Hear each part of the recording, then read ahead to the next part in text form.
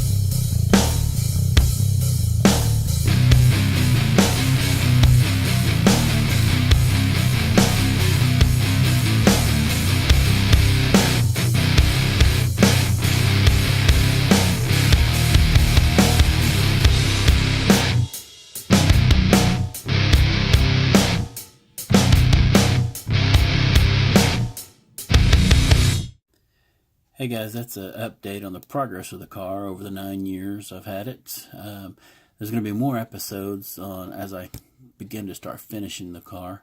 Hopefully one day I have it on the road, so stay tuned. Be sure to like, share, and subscribe. Thank you.